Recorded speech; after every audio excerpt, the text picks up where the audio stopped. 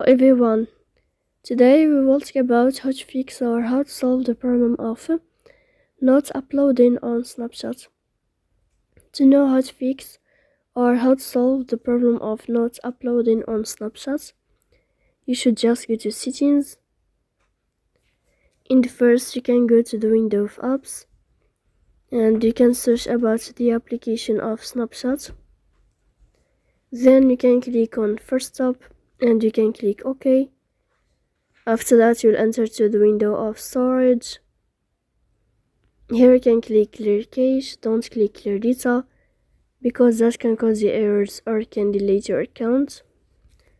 In the end, you can turn off your Wi-Fi and you can turn on your Wi-Fi again. So please don't forget to support us by like and subscribe.